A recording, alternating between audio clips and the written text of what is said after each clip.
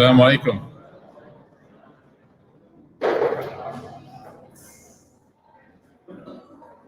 Assalamu alaikum wa rahmatullahi wa barakatuh, everybody. Bismillah walhamdulillah wa salatu wa salamu ala rasulillah wa ala alihi wa ashabihi ajma'in. Hope and pray, inshallah, everyone's doing okay and staying safe. Please, just a reminder to everybody, I'm not here to rain on anyone's parade, but just be safe, inshallah, please. Make good decisions as things in Dallas get a little bit more rocky when it comes to the pandemic. There's bad news and there's good news, so let's be patient, inshallah, until there's more and more good news, inshallah, inshallah. May Allah Ta'ala protect everybody here and our families. Say Ameen. Alrighty, let's continue, inshallah, going through the life of the Prophet Muhammad Sallallahu Alaihi Wasallam. And again, as we approach the end of the year, we are slowly approaching what is going to be the end of this amazing story that we've been able to share together, the story of the Prophet Muhammad Sallallahu Alaihi Wasallam. We talked about last week, we mentioned and spoke about the tribes that were accepting, or the last tribe that was accepting this position of the Muslims in Medina as being the de facto leaders and the de facto authority in the Arabian Peninsula. And we spoke about how they were so difficult, and it was like pulling teeth, trying to get them to understand and to agree to everything as a package deal, right? Because they were used to negotiating, and they were used to bargaining, and they were used to trying to sort of compromising, right? Politically, you compromise. That's what diplomacy is all about. In business, the Maimons here can tell you that you compromise, right? You negotiate. But in faith, that's one place where you don't compromise. And when it comes to your relationship with Allah, there's no compromise to be made. Now, that doesn't mean that every person who is a faithful person is perfect, right? Like everyone in this room has vulnerabilities, has weaknesses. That's part of who we are. But we don't compromise on the fact that we acknowledge that those are weaknesses, right? Compromise would be like, oh, it's not a big deal, right? I missed my prayers, but it's not a big deal, is it? I'll pray later. When I get older, I'll become better about it. That's compromise. But what a faithful person says when they acknowledge their mistakes is, I'm working on it. I'm not there yet, but I'm getting better, right? And I hope and I yearn and I aspire one day to be a better version of myself. So the people of Thaqif, they weren't about sincerely trying to climb the ladder and get closer to Allah subhanahu wa ta'ala. The people of the tribe of Thaqif, the people of Ta'if, they were trying to sort of figure out a way that they could kind of keep life the way that it was, but then at the same time have all the perks and benefits of being accepted in the Muslim community. So long story short, we talked about this last week. They were finally able to be essentially tricked into acknowledging that the best decision was going to be to accept the Prophet Muhammad Sallallahu Alaihi Wasallam by their own leadership. Their own leadership went back and told them that, the Muslims, we rejected them, we said no to them, and you need to prepare your weapons and your animals and your armor, because we're going to battle with them. And when the dawn of a battle with the Muslims became a reality to them, they basically freaked out. And they told their leadership, you should not have done that. You should not have rejected them. So the leadership said, what should we have done then? They said, you should have accepted him. Just accept him as a messenger. And so the leadership said, we actually did. We accepted him, and we found him to be the most compassionate, the most kind, the most incredible person in his character, and we accept his faith that he brings, Islam. We accept it wholeheartedly. So the people were concerned and confused. Why did you do this to us? And they said, because we knew you. We know that you would not be able to just accept it at face value. We knew we had to, back you into the corner, so to speak, cognitively, mentally, emotionally. So that was the end of that. And remember, the one thing that they did not want to do, they did not want to destroy their idol that was in their city, Allat. They did not want to destroy. Remember, they kept trying to negotiate with the Prophet ﷺ. They kept saying, like, okay, why don't you make alcohol okay for us? Why don't you make zina okay for us? Why don't you make this? Do we really have to pray 5 times a day? Everything was like a negotiation. It's like when I try to, give Musa his snack. Everything's a negotiation. Wallahi, I'm not joking. Like this kid, if you looked at my heart monitor when I have to give him a snack, because everything 2 days ago, we got these vegan marshmallows, right? I just have to clarify they're vegan, because if I said marshmallows, I'd probably get 700 comments tonight in my Instagram account. Brother, you're the problem with the ummah. This is why the Muslims are suffering, because you're eating marshmallows. So they're vegan, okay? They're vegan marshmallows. They're from Whole Foods. I don't even know if Whole Foods sells meat. So that was a joke about Whole Foods. So he asks for marshmallows. He's like, Baba, can I have some marshmallows? He calls it camping. He just thinks it's all camping. Everything is camping. He goes, can I have some marshmallows? I said, okay, yes, you can have 2. He goes, how about 4? I said, Musa, right, you can have 2. And my wife is backing me up. She's like, yeah, you can have 2. He goes, no, I think 4 is good. That's what he says. I'm like, who are you? Who cares? 4 is good? What do you mean? So then my wife is like, watch this. She gives him 3, and she kind of says, okay, go. She puts 3 in his bowl when he's not looking, and she says, go. He takes his bowl, he starts running, and then he looks down, he sees 3, he goes, hey, I said 4. And at that point, even child psychologists say, like, don't lie to your kids, man, because it harbors a sense of distrust that sometimes carries on long term. So he said, I said 4. So he's like, okay, fine, 4. That's fine. So he comes and he takes 2 more. And while he's taking it, he's horrible. He'd be horrible at poker. I mean, he's 3, so he shouldn't be playing poker anyways. But he takes 2 more and he looks at us and he's watching us the whole way. And he starts to do this like really awkward, creepy walk, right? Because that's what he does when he knows he did something wrong. And we're like, hey, and then he goes, ha, ha, ha. He just throws 1 out the bowl and runs away like a getaway car. I'm not exaggerating a single moment from this story, by the way. This is 1000% true. So this was the way that these people were negotiating with the Prophet ﷺ, right? And again, the reason I share this story is because I want all of us to admit that we all do this, right? We all do this at some point or another. Like, I don't want to work out today, I'll work out tomorrow. All right, I have to go get my oil changed. My car is basically yelling at me, right? Like the thing went from warning to maintenance required to like, this car is about to die. I'll do it later, right? We always push off. Any calories you eat after 11 p.m., they don't count. You guys know that, right? So we just, we save all of our snacking for when the lights are off and no one's around to see us, even when we're trying to, lose a few pounds, right? So we always push things off and make these decisions that give them to but when it comes to our religion, when it comes to our faith, that cannot happen, okay? And that's what the Prophet ﷺ taught. Now, a major event that took place after the tribe of Thaqif, the people of the city of Ta'if, accepted the Prophet ﷺ, it's not like a landmark event in the books of Sirah. In fact, even in the books that I'm using to research, it's only a handful of pages. It's not like a landmark event. It's not like the Battle of Badr. It's not like the Battle of Uhud. It's not like these things. But I feel like it's a huge event because it signifies a massive just lesson, something that, a jewel from the life of the Prophet ﷺ that you have to take tonight, right? You travel to a city and people say, what should I do? Where should I go? What should I see? People, you have to go here. Don't leave this city unless you check this out, right? So for Dallas, it's like Noodle Wave. Right? Someone comes out of town, like, where should I go? Like, Noodle Wave. You have to go. It's wajib. You have to go eat at Noodle Wave. So this part of the story, this part of the life of the Prophet ﷺ, there's the death of somebody in Medina. Somebody passes away. And this person, to everybody else, this person appears to be a Muslim. This person appears to be a believer.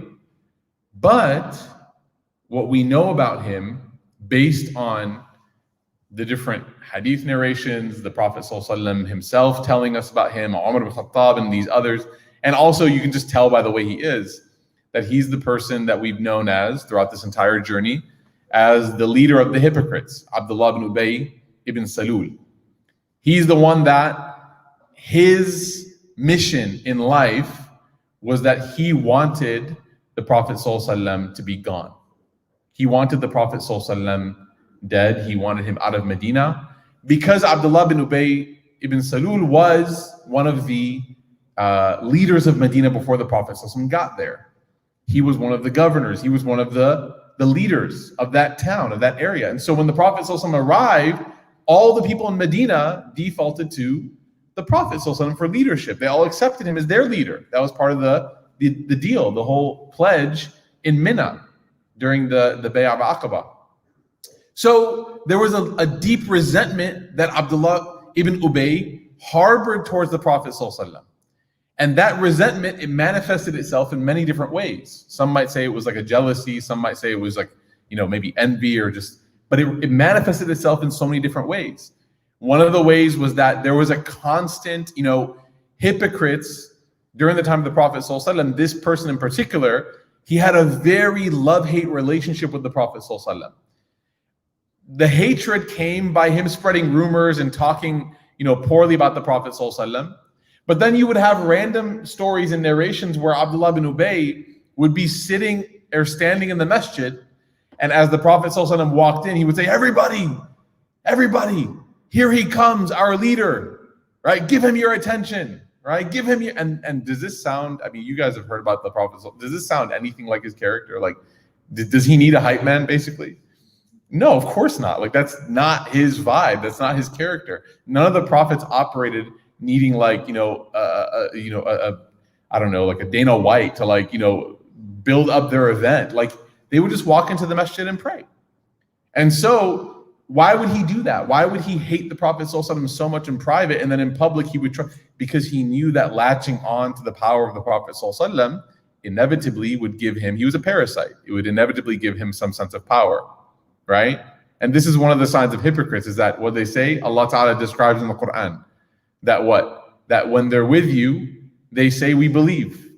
But when they're amongst themselves, they say, man, we're not going to believe like those foolish people believe. So they're two-faced, right? This is one of the symptoms of the hypocrites. This is the same person that literally, on the way to the Battle of Uhud, where the Muslims are in fear of being crushed by Quraysh shortly after the Battle of Badr, he takes the majority of the fighters, the majority of the warriors, and he just dips out. He takes a majority of his people and he just leaves. And he abandons the Prophet ﷺ on the way to the battle. You guys ever had a friend flake on you?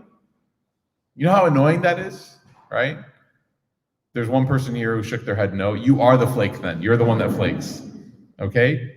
Yeah, like, you're planning something. Let's say you're planning a road trip or like who knows? No one's planning anything these days. But anyways, either that or everyone's planning everything still. But you're planning something and it's going to require a lot of investment and money, and you're splitting costs, and then like 3 people bail. And it ruins it for everybody. Now the hotel went from being, $50 a night for each person or $20 a night for each. Now it's like, whatever, $100 a night for each. And you're like, man, that ruined everything. That's basically Abdullah bin Ubay, but not for some weekend trip to Chicago or New York. This was like the life or death of Medina. Consistently flaked on the Muslims. Consistently. There was a pattern of it. Not only that, fast forward to the Battle of the Trench. Not only was he somebody who would abandon with whatever people would follow him, but he also would try to conspire with the other tribes in Medina. There were some Jewish tribes in Medina that the Prophet ﷺ would conspire with, or the Abdullah bin Ubay would conspire with. They had a treaty with the Muslims, right? You stay good, we'll stay good, treat each other well. Abdullah bin Ubay would go to them and say, hey, if anything ever goes south, if you ever want to go back on your word with the Muslims, I'm not saying that I would be with you, but I might be with you. And he would repeatedly do this over and over again. Constantly try to instigate, stoke the flame. Even during the Battle of the Trench, he was known to be one of the people that really tried to, the trench they dug around the city of Medina to protect them, there was only one way in, through the allied tribe, the allied Jewish tribe. And Abdullah bin Ubay was the one who tried to get them to what? To go back on their word with the Muslims, that we're not going to let them through our way. So this was Abdullah bin Ubay. This was who he was. And then, oh, by the way, also starts a horrific rumor about the wife of the Prophet Muhammad ﷺ, that she, wal'a'udhu billah, feels even uncomfortable saying it, that our mother Aisha radiallahu anha, that she was unfaithful to the Prophet ﷺ. He starts this rumor. This rumor is so toxic. This rumor is so inflammatory, so sickening, in part because nobody knows if it's true or not, right? It's not like Abdullah bin Ubay got up on the minbar and said, I heard this. What did he do? I mean, this is what, people of poor character, they always try to cover their tracks. And so what did he do? He started a fire here, a fire there, and he let the fire spread. By the end of it, no one knows who started all of them, right? And this moment, it's called the moment, the hadith of ifk. Ifk means like a horrible lie, a horrible, horrible slander upon somebody. It's a very long narration, the hadith of ifk. And this moment actually tested the Prophet ﷺ and his family, and Aisha radiallahu anha, of course, her beyond anything else, to the point where she actually got a fever. She actually developed an illness, a prolonged illness for a series of days, because nobody believed her. It's not that the Prophet ﷺ said, I believe him. The Prophet ﷺ just didn't know what to believe. And he said, we will wait until Allah Ta'ala reveals. Allah subhanahu wa ta'ala then revealed and exonerated Aisha radiallahu anha from this claim. And at this moment, it was like a massive honor that Allah subhanahu wa ta'ala gave her, right? This massive elevation of her status and this honor that he exonerated her on her behalf, right? And it was funny because, subhanAllah, at that moment, when the Prophet ﷺ, obviously he was relieved, it was emotional for everybody. But when the Prophet ﷺ received this revelation, he came and he reported it to Aisha, to Abu Bakr as-Siddiq, her mother, or her father, and her mother who was there. And when they reported it, Abu Bakr as-Siddiq, he said, we should be thankful to the Prophet ﷺ that he brought us this great news. Now Aisha said, no, I'm going to thank Allah. Because she was just like so overwhelmed and so emotionally told by that whole situation that she was like, God has my back. But who started that? Abdullah bin Ubay. Okay, so now it's the month of Shawwal in the 9th year. So this is leading into the last year of the Prophet ﷺ's life. Abdullah bin Ubay falls sick. And it's one of those sicknesses where it doesn't look like he's going to recover, where it looks like he maybe has a few weeks left. So he falls very sick, and he's amongst all the people in Medina. Not only is he a hypocrite, he's the leader of the hypocrites. So there's some, people who aspire to be like him, who look up to him. And he had some standing amongst people. He had some notoriety and some standing amongst some individuals. So the Prophet ﷺ, what would you do if you were in that situation? What would you do if there was somebody that you knew who tried to ruin your life? At every turn of your life, somebody tried to ruin it. You got a new job, they called HR and they made up some lies about you, right? You were getting married, they called your potential in-laws and made up some lies about, what would you do if there was somebody who at every turn of your life, they tried to ruin your life and they got sick? Did you have like a carnival outside their house, right? You'd have like a big barbecue across the street, right? Just wait until, That's just the way that humans are, right? We have this revenge factor. Or maybe we wouldn't go that far. Maybe it's just me. Everyone's looking at me like I'm weird. You would all do it, right? I know it. At the very least, you wouldn't do that because it's unsightly, but in your heart, you would say, Alhamdulillah, right? Alhamdulillah. Just a reminder, everybody, keep your masks on, please, inshallah. Make sure the mask's down. You say, Alhamdulillah. See, Allah's, he's the just, he's fair. Look at what this person did to me and look at what Allah's doing to them. I know that's pretty much how a majority of, everybody here felt when Donald Trump got coronavirus. Everyone's like, Allahu Akbar. I'm going to wake up for Fajr tomorrow, right? And then he got better and you're like, La ilaha illallah. I'm not assuming any political sides. I'm just saying, right? Just from what I saw, I'm just reporting. I'm just a objective. I'm like Nate Silver. I'm just an objective reporting. I'm just incorrectly projecting things all the time with Nate Silver, right? Okay, so Abdullah bin Ubay gets sick. We've already clarified that if this happened in our life with someone who did what he did to us, it would be celebratory. The Prophet ﷺ, what does he do? You already know what he's going to do. You know his character. You've heard so many stories. He goes and visits Abdullah bin Ubay. He goes and sits at his bedside. And he tries to console him and tries to speak to him. Okay? And he sits with him and he told him that, oh, Abdullah, I have repeatedly advised you of something. And for some reason, you never took my advice. He says, I advised you not to try to be sneaky in your dealings in the community.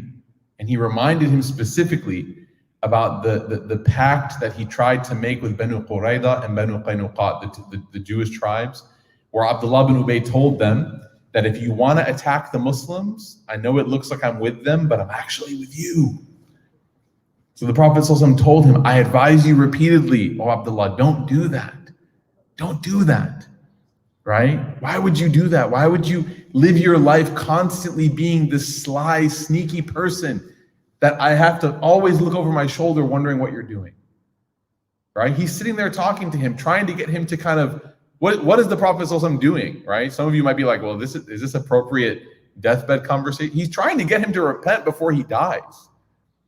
Because he's like, you might as well have this awkward conversation with me as opposed to Allah. Like we might as well have it now. So Abdullah, in this state, even the most tyrannical of people, when they're on their deathbeds, they're humble to some degree, right? Like they're humbled because, again, like, what are you going to do? You can't stand up and defend yourself. You can't even speak with a bunch of vigor and energy. Like, you're done. There's a very famous story later, not much later, but later, about a tyrant from the Muslims, actually, Hajjaj bin Yusuf. Very interesting story about him. But nevertheless, on his deathbed, he had committed so many atrocities in his reign of power. He killed Abdullah bin Zubair, who was the son of Asma bint Abi Bakr, who was the daughter of Abu Bakr as-Siddiq. And he hung his body in near the Kaaba. He was a Muslim leader, but he was a tyrant, a horrible person. The biographers write horrible things about him. But you know what's interesting on his deathbed? He was surrounded by people, and they were all kind of like, again, quiet, and he was breathing his last. He was laboring in breath. And he said something very interesting. He said, oh Allah, he raised his hands and he said, oh Allah. He goes, out of every sin I've done, everything that I've committed, every tragedy and atrocity that I've been a part of. He said, all of these people around me, I know that in their heart, they believe that you won't forgive me. They limit your forgiveness, oh Allah. They think that I'm so evil that there's no way that God could ever forgive somebody like me. And so he said, oh Allah, I beg of you to prove them wrong. And he died. And he died. And when one of our teachers was telling us the story, Sheikh Hassan, he said, imagine going to Jannah and seeing Hajjaj bin Yusuf there. He goes, would you be shocked? And all of us were like, yes. He goes, why? Allah is the most merciful. I'm not trying to mess with you guys right now. You're like, but that's not fair. I'm not trying to mess with you, but I'm trying to illustrate the humility people have on the deathbed. Like, he's somebody who didn't regret anything his whole life, and on his deathbed, he's like, oh, Allah, forgive me. He did it in a very interesting way, albeit kind of ironically beautiful. But he still had humility. What does Abdullah ibn Ubay say when the Prophet ﷺ is trying to extract some tawbah out of him, right? It's like pulling teeth. He's trying to get some tawbah. He says, oh, Messenger of Allah. He said, As'ad ibn Zurara, who was another person, he said he didn't make alliances with the Jewish tribes, with Banu Qurayza, Banu Qaynuqa. He didn't ally himself with anybody. Did that help him? He's bringing up As'ad ibn Zurara because this is a person who died very shortly after the Prophet ﷺ came to Medina. So what is he saying? I lived a long life. I lived 9 more years than him. If what I did was so wrong, then wouldn't God have just killed me on the spot? Look at the one that you would argue is God is pleased with him, As'ad ibn Zurara, because he maintained principle. He didn't make treaties behind your back. But look at me, I'm still here.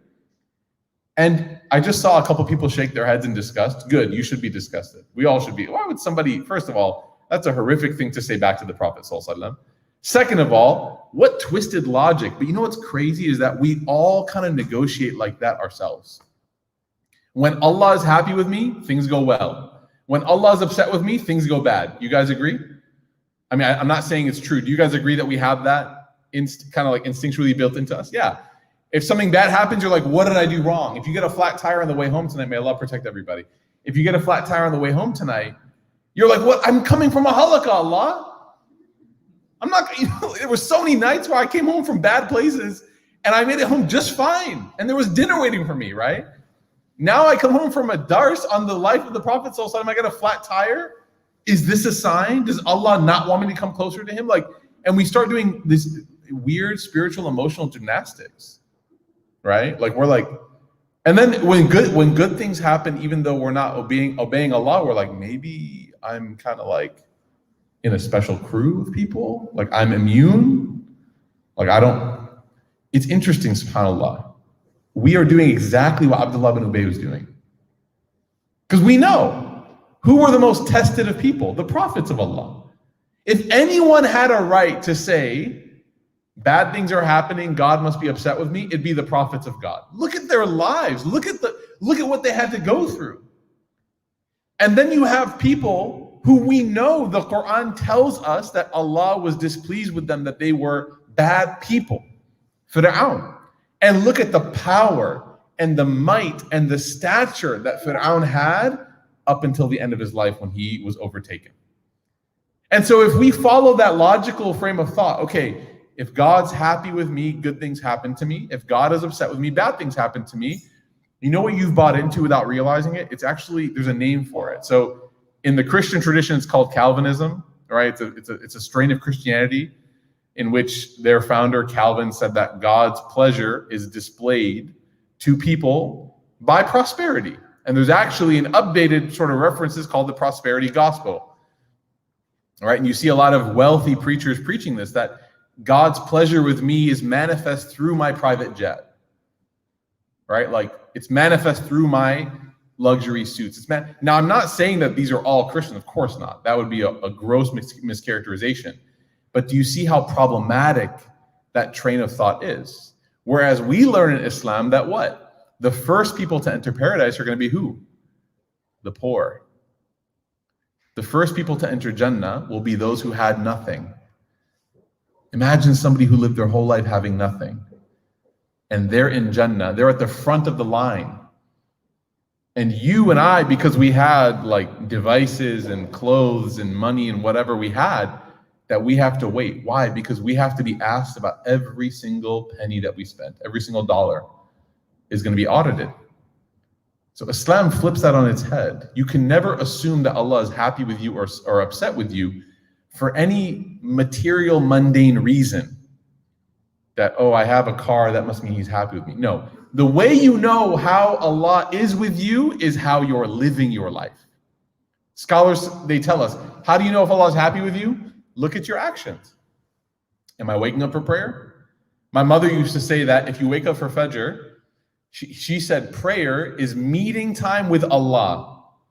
And if you're not praying, Allah subhanahu wa ta'ala is not letting you meet with him. And if you want to meet with him, make wudu and pray. That's what my mother used to say. So every day when I was growing up and I was like, in college and I'd miss Fajr, she's like, oh, Allah didn't want to meet with you today. I'm like, don't say that. And she's like, she'd go around the room. Do you wake up? Sharif, my brother's like, yeah. Oh, good. You had a meeting with Allah today. Great. Amira, Maryam, like everybody. Looks like Abdul Rahman is the only one who missed his meeting this morning. Oh, sucks for you, right? And then she wouldn't give me breakfast. Stuff like that, right? My mom was tough. Toughest thing. I'm not joking. But yeah, anyways, she would say, you can go ahead and make whatever for yourself. We finished already, right? If you don't thank Allah for food, why should you eat what we ate? My mom was tough, y'all. I don't think y'all would have made it. Like, I barely made it, to be honest with you. I still don't know if I made it, right? Those are the kinds of ways that we understand. You want to know if Allah is pleased with you? Just assess your life. Do I remember him often? Do I thank him often? Do I take time to pray? When I get money, do I give some charity? I get paid every 2 weeks. Do I have like a percentage that I make sure that before I go online to Amazon or Nike.com or whatever it is, right? Before I go wherever I'm going to go, do I make sure that I go to Islamic Relief, or I go to Maruf Dallas, or I go to, my local masjid or anything, and I donate? I make sure I give that 50 or that 100 before I give it to myself. I give up everything that I get. Do I make sure that I turn back to Allah with that? That's how you know that Allah Ta'ala is pleased with you. Don't make the same mistake as Abdullah bin Ubay. Don't compare yourself to someone who died earlier than you and say, this is why God's happy with me, right? Now, as he was approaching the final moments of his life, okay, there are two narrations that teach us the lesson about his death that I wanted to focus on today. The first is the narration that says that Abdullah bin Ubay ibn Salul actually asked the Prophet ﷺ a very interesting request. He said to him, O Messenger of Allah, I don't want to talk about things in my past. I don't want to talk about things in my past. He said, I am dying. May I ask you to be present during my burial? Because Allah subhanahu wa ta'ala in the Quran, he actually said that the Prophet Muhammad ﷺ has a choice, that he can or he can choose not to be present during the burial of hypocrites. So Allah told the Prophet ﷺ which people were hypocrites, and he said, you can go or you don't have to go. Someone else can lead the prayer. So Abdullah bin Ubay, imagine hearing that verse being recited and you're like, is he going to come to mind? Is that the day everyone's going to find out that I wasn't, right, a true believer? So he said, can you come to my burial? And he said, on top of that, can I ask for one thing? Can I ask for something of yours that you let that thing touch your skin, an article of clothing, that I can use it as my kafan, my burial shroud? And what did the Prophet ﷺ do? He took his shawl off and he handed it to him. And he gave it to him. Abdullah bin Ubay bin Salul is buried in Medina, in Al-Baqi', the graveyard of Medina, where Aisha is buried, radiallahu anha, where Uthman ibn Affan is buried, where all of these great companions are buried. You have the person who perhaps caused, at least in part, some of the worst pain the Prophet ﷺ ever felt in his life. And Baqi' is so serious that when you go there, when you visit Medina, you actually make dua, oh Allah, when it comes my time to leave this earth, let me die in Medina. Like if it's just a matter of me being buried in North America or in Medina al-Munawwara, if that's what it is, let me die here. Let me die here. There's many stories of people who used to make that dua frequently. And subhanAllah, like there's one person in particular I'm thinking about, his mother used to pray for that all the time. And his siblings, he and his siblings are like, how is that going to happen? How's it going to happen? Lo and behold, on an Umrah trip, when she was very elderly, she peacefully passed away in her sleep and she's buried in Al-Baqi'. And her family lives here in Dallas, Texas, right? It's an honorable place to be buried because on the day of resurrection, you're going to be what? Right there next to the Prophet ﷺ. Imagine this day that's so overwhelming, so scary, so intimidating, and you get to be with the Prophet Muhammad ﷺ. With him. He's going to lead you through the day of judgment. Man, it's like sitting next to the smart kids in class. Like you're good. The whole semester you're like, I'm good. You want to be resurrected near the Prophet ﷺ. That's why we ask Allah, oh Allah, on the day of judgment, allow me to be with the Prophet ﷺ. Allow me just to meet him up so that he can take me by the hand and I don't have to worry about doing it on my own, right? Abdullah ibn Ubay is buried there in the shawl of the Prophet ﷺ. Are you serious?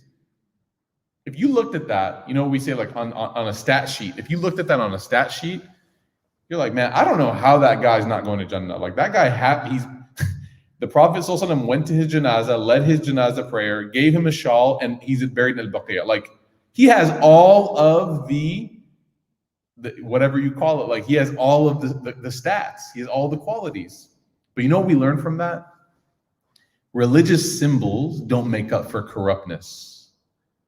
Religious symbols don't mask toxicity and rottenness.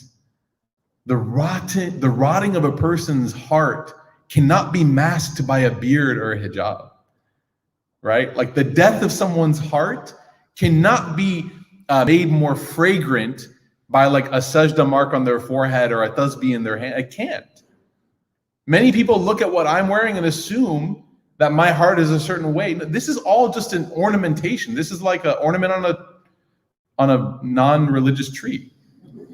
I don't want to get in trouble, man. Ever since live streams, like I get to get a lot of DMs, not nice ones, right? It's just an ornament. You know, you look at somebody, again, we don't assume, oh, they're an imposter. Look at him, he's dressing to cover something up. We don't assume that, but we also don't assume that, oh, because this person can say their ains like ain and qaf like qa and kha like kha, and they can do all that, and they have a nice voice when they recite, or because they go for umrah frequently. We don't assume that, oh, this person is now all of a sudden some saint. More importantly, you don't assume that about yourself. Don't focus on other people. Abdullah bin Ubay was trying to grasp for straws as his life was ending. And the Prophet ﷺ, being as merciful as he was, he gave it to him. He prayed for him and he gave him his shawl. But we know, because the Prophet ﷺ confirmed for us, that the way he lived his life will be his testimony more than the objects he has in his hands. And that's the truth for everybody. The way you live your life when it comes to your relationship with Allah, it will mean more than if your dad is a hafiz of the Quran. Man, in Chicago in the 90s, there was a big push for everyone to memorize the Quran. I don't know if you guys felt that here in Dallas. I don't know if half this room is probably not from Dallas, to be honest with you. There was a big push in Chicago for people to come hafiz. And being a hafiz is incredible. I mean, to have that merit and that barakah in your life, of course.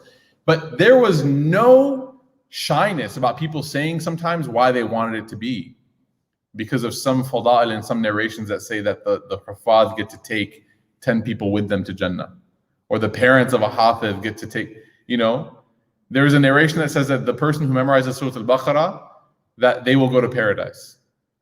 And so there were a bunch of people who just stopped memorizing. They memorized Surah Al-Baqarah and they just stopped. They're like, I'm good. They may or may not have been Maimons, Ramo, I'm sorry, right?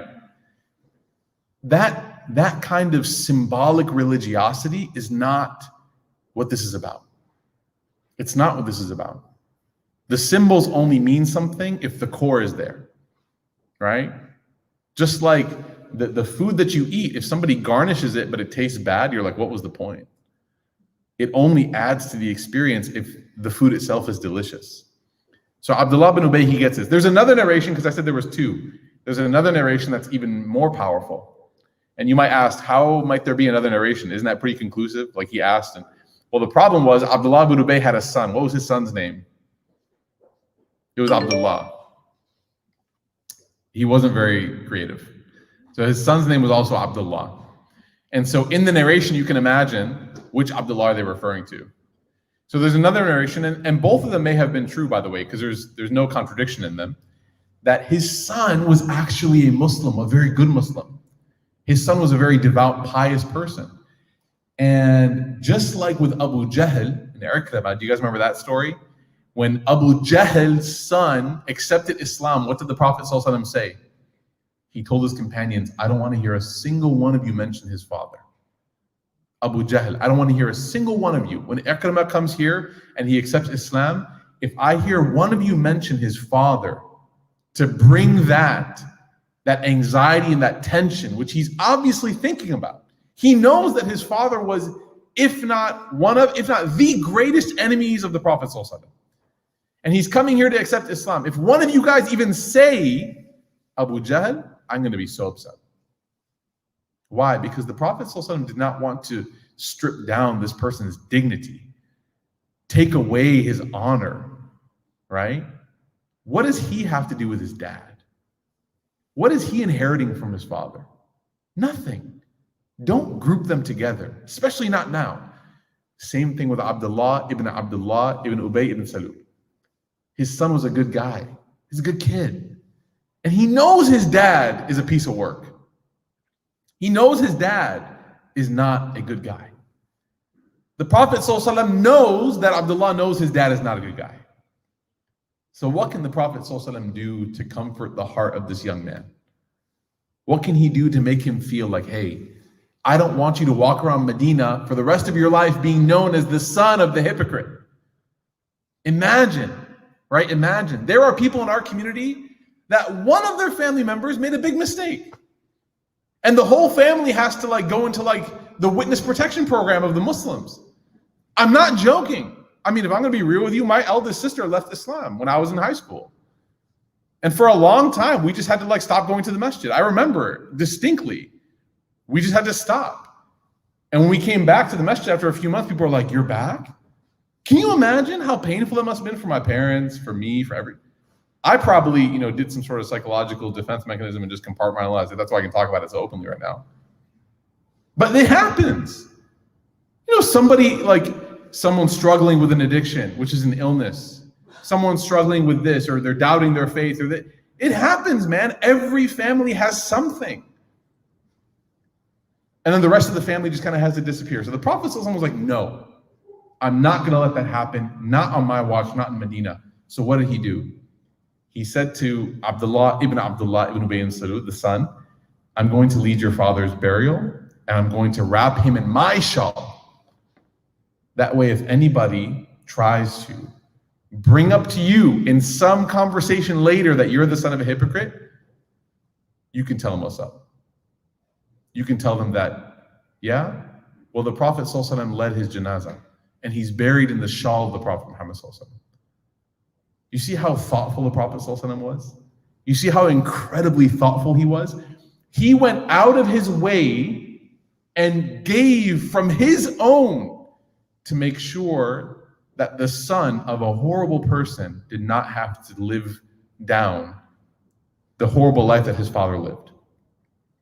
And this characteristic of this selflessness, of this generosity, this is carried on in our tradition, right? I know a lot of us are asking, okay, that's beautiful, but how do I do that?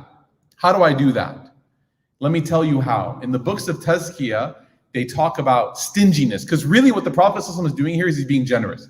They talk about stinginess, and they mention that one of the signs of a person being stingy is that when somebody,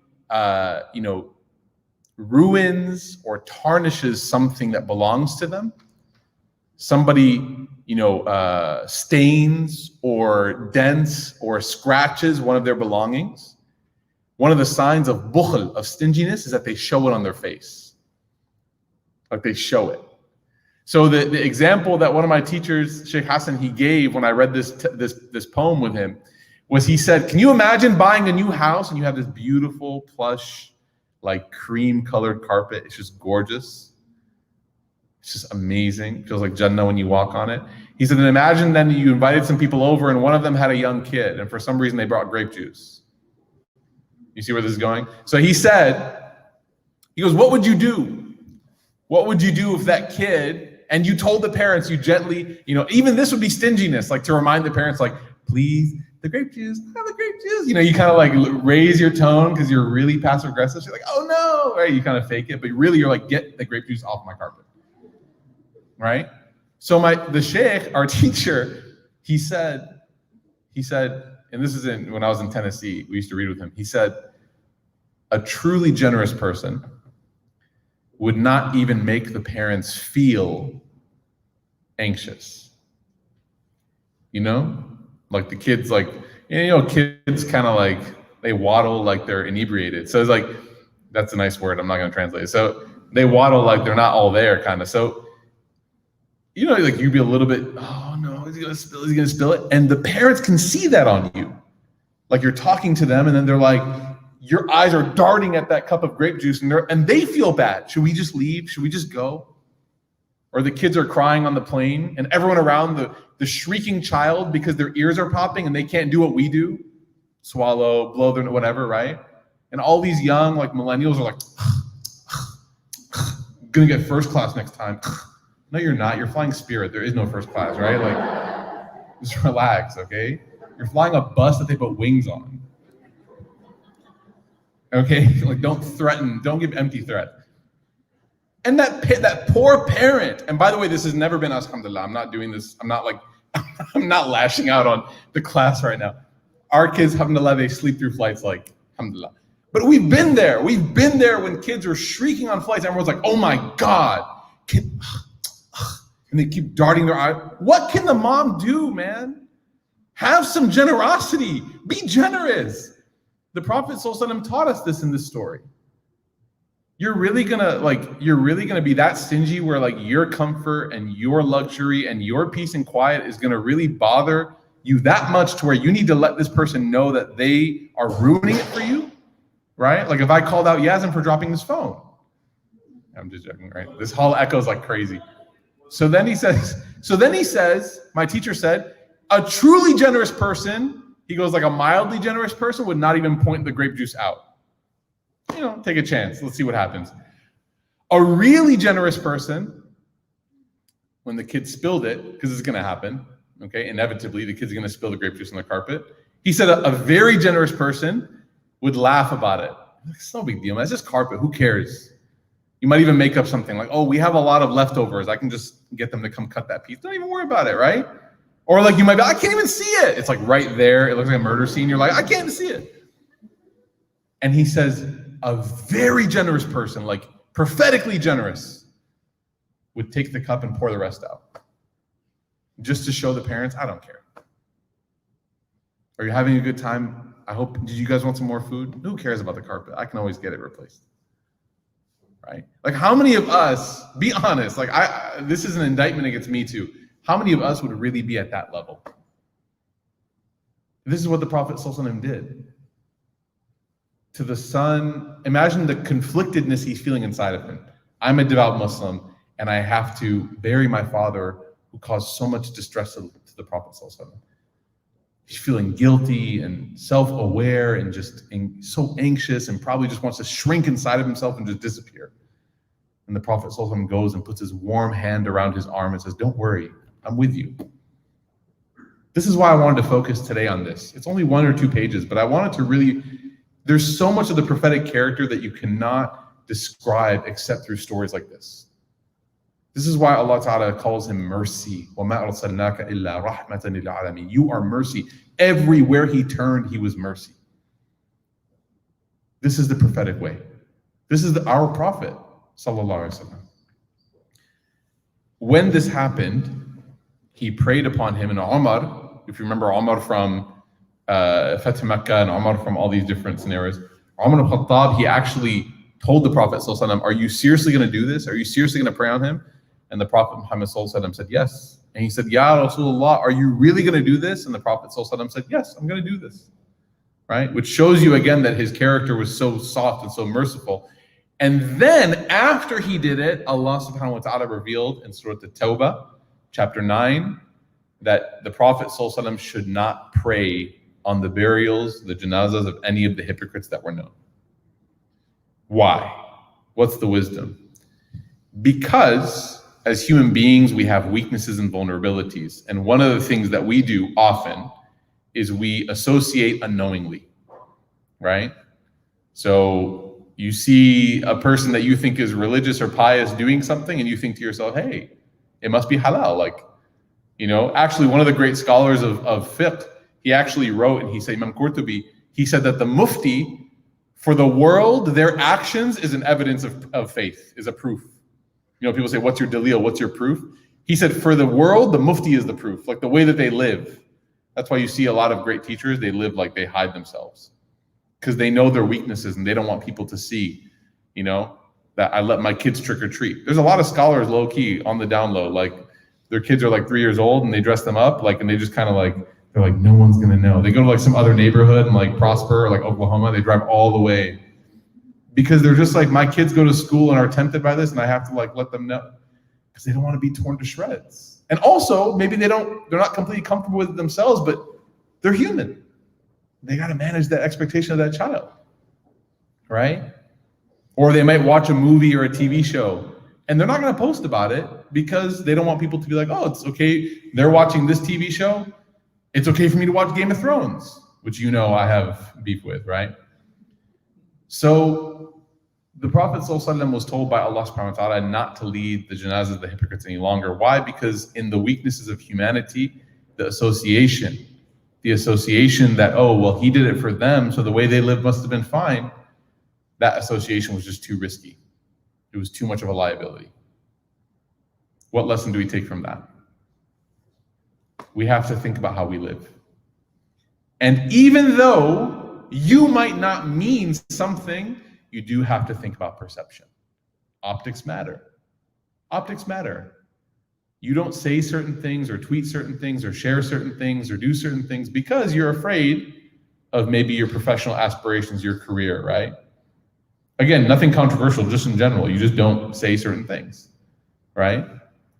It's the same with faith. We have to be careful, even if we struggle with something, not to endorse something that we know is not the best path. We have to be careful with that. Make sure that even if we're not ideal, we still look up to the ideal. Because we don't want the world around us to look and say, oh, I mean, if they're doing it, it must be fun. These are the lessons that the Prophet ﷺ taught us from the passing of one of his greatest adversaries, Abdullah ibn Ubay ibn Salul. And we ask Allah subhanahu wa ta'ala to send his peace and blessings upon the Prophet Muhammad ﷺ, because what an incredible example he left for us. What an incredible path he left for us. We ask Allah subhanahu wa ta'ala to bless everyone in this gathering. We ask Allah subhanahu wa ta'ala to bless everybody here with health and safety and protection and barakah in their life and in their family and in their rizq, in their provisions. We ask Allah subhanahu wa ta'ala to protect everybody here from calamities and trials and tragedies. We ask Allah ta'ala not to give us more than we can bear. We ask Allah subhanahu wa ta'ala to protect our health, especially from the pandemic that is present amongst us. And we ask Allah subhanahu wa ta'ala to protect those families that have experienced it. We ask Allah ta'ala to protect those physicians and those nurses and PAs and those in healthcare, all of those who are in healthcare, even the administrative staff, the management, the custodians, to everybody that has to put themselves in harm's way. We ask Allah subhanahu wa ta'ala to give them special protection, that they don't become infected with a disease that is so terrible, that could hurt them so much. We ask Allah ta'ala to forgive us of our sins, to pardon our shortcomings, to make this faith, the Quran, the life of the Prophet Muhammad sallallahu alaihi wasallam. We ask you, O Allah, to make it the light of our life and to untangle the knots that we have in our chest and to cure us from the sicknesses that we harbor. Ameen, Ya Rabbil Alameen. Barakallahu feekum, everybody. We ask Allah ta'ala to bless everybody here. I hope everyone gets home safe, inshallah. We do have dinner for everybody tonight, inshallah. Just 2 announcements before you leave. We have dinner. I believe it's like platters from New York Eats. So we will be distributing those, inshallah, towards the back. If anybody has parked on this road, again, there's no sort of like looming fear or danger, but just in general, it's good practice for anybody, regardless male or female, not to walk by themselves at night. It's just not like a good idea in general. And so we ask you to walk in groups, and if you want to be escorted, we actually have Leah, Asad, Haytham, and Slim in the back, those 4 guys who look like they're going to start an a cappella group. They will escort you, inshallah. They'll walk you. So try to group up and walk together, inshallah. If you don't know somebody, introduce yourself. Again, just better to be in the jama'ah, better to be in the congregation. Jazakallah khair, everybody. See you guys next Monday. Be safe, inshallah. Assalamu alaikum wa rahmatullahi.